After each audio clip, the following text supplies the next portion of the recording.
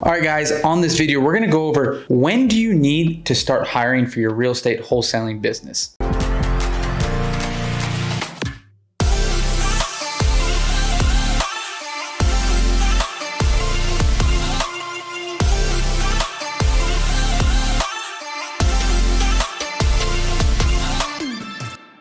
All right, guys, welcome back to another video. Like I said, I'm gonna do a quick video here. I've done one in the past, but when do you need to start hiring for your real estate business? And I think it really determines on what position you are in your business. What is your revenue? How much are you making a month? How much are you keeping a month? And how big is your team currently? If you don't have a team, this is when you need to know, when it's time to start hiring, okay? When is that? That's as soon as you can afford it. And I don't want you to start hiring acquisition managers. I don't want you to start hiring disposition managers. I'm not saying do that and start spending $10K a month on a person. No, what I'm saying to you is I want you to figure out what in your business are you not good at? What aren't you good at? For me, it was TC stuff. I hated the title work. And not that I wasn't good at it, just I wasn't great and I wasn't enjoying it. So what was easy for me is like, hey, look, if I'm making, if it takes me 10 hours a week to do TC work, and I know if I can go on the phone, 10 hours extra a week is going to give me probably, and let's just do it per month. That's 4 weeks out of the month for 10 hours. That's 40 hours. That's going to give me at least, time to close 20 contracts or 22 contracts because I freed up 40 hours of my time. And I know I can close at least one of those. I should be 70% close rate, but let's say I close one. Well, one contract closed extra a month at $30K a deal was $30,000. I can make $30,000 instead of working at TC. Instead, hire a TC for $5K a month. I make 6 times my investment because I freed up my time, right, to now do more calling. And so I want you to look at that in every position. Now, I want you to focus on ones that you're not good at, like data stuff I wasn't good at. I got rid of that first. And I slowly worked up the mountain hole until the last thing I got rid of was acquisitions. Because acquisitions was what I was best at, right? And so again, I'm still an acquisition manager director right now. So I still head over the acquisitions, but I haven't made a dial and a real offer call and consistently for the last 2 years. I have people to do that for me, and that's allowed me now to focus on the business, get that better, to get it to where we want it to go. But like I said, I started out just getting rid of things that I could afford to do.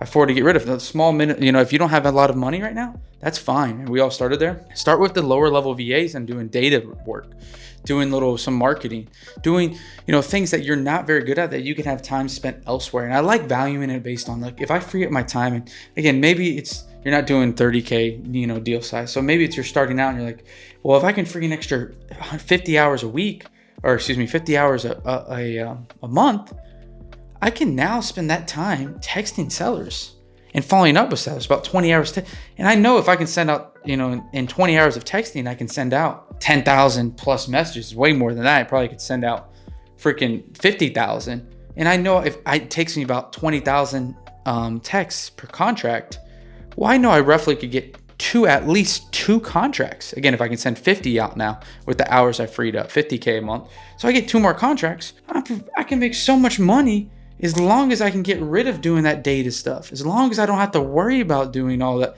marketing stuff. I can just focus on sending SMSs and that's it. I don't have to cold call. You see what I'm getting at, right? You free your time up and hey, if I can get 2 more, just by knowing your KPIs, right? You had to know how many texts it takes to get to a contract. But knowing that, now I can say to myself, look, I'm gonna cost money to have a VA or even someone for $2,500, $3,000 a month to do it, even if it's a virtual assistant. And it shouldn't be that much, but let's say it is. But I'm gonna make an additional, I closed 2 deals, and say I'm only at 10K at this time in my business, a deal, it's 20K. It's an easy math, right? Everything's got to look at as a return investment. I'm thinking about it right now. We've hired some people and I'm like, this guy hasn't made me money in 2 months. I know he's starting to work on it, but I don't see him doing it in the future. It's time to let him go. It's looking at everything, not just people, but obviously your marketing too, as a return on investment. And I think it's actually common more for people to think of marketing as a return on investment. But what about your people? In your time, I have to manage this person and he's not getting it right away. It's 100% starts with me first. That's a whole nother video. Did I give him everything he wanted? Did I give him everything training wise? And in this case, it wasn't my person, actually. It was someone else on my other team that's a director of this guy. And they've had people many times succeed at the same stuff, the same onboarding, the same process that guy did. And he's just not. It's just time to let him go then if he's not going to make us money, right? And I'm thinking of that again, just as another thing with return on investment. But again, that's a whole nother video. I just wanted to make it and engrave it in this quick one here. Is just like, look, as quick as I can get a return on my time, the faster I want to delegate it, right? I'm fine paying guys now $3,000 a month to have a couple calls with them, because I know the one thing I take from them can expedite me from, and again, these are mentors that can help me literally free up my time now by learning how to hire someone that they might already have hired in their business. If I can do that, man, I can free up, a couple hours of my time now. I value my time roughly around $750 to $1,000 an hour. That's what I also believe that Chandler is. And so if we can free our time up 10 hours a week, I think now we can make, hopefully, it should be where we free up and make an extra $50,000 a week. Right? If I had nothing to do but just work on high level things every single day, there's no reason why I can't help grow that business, per week, per month to another $100,000, another $200,000. So it's just, again, I know there's different levels. I don't want to go down that rabbit hole. You might be saying bullshit, which you might be right. But I'm confident in my numbers, but you might be right with how you think. But at the same time, like I said, let's just, when you start out, start the things you're really bad at.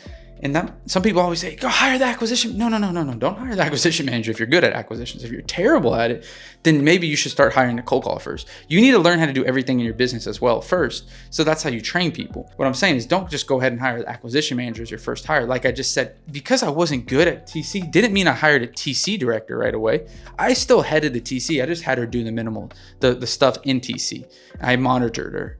And I learned how to do it. Same thing in what I'm telling you now. You tell me, Gino, there's someone that might be watching this video that's the opposite of me. I freaking suck at sales, or I don't like it. I wasn't good at it too in the beginning, but I don't like it. I hate talking to people. Okay, don't go hire an acquisition manager.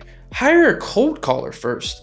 You still got to do lead management. You still got to do acquisition management. You got to learn that. And as soon as you start getting deals coming in, then you can hire the lead manager next. Right? You start at a cold caller, lead manager, and then you hire the acquisition manager that caused the most revenue generating. Then you get that person out of the way. But you don't just start with that person, if that makes sense. If you guys enjoyed it, please leave a comment down below, like, subscribe, and thanks for watching.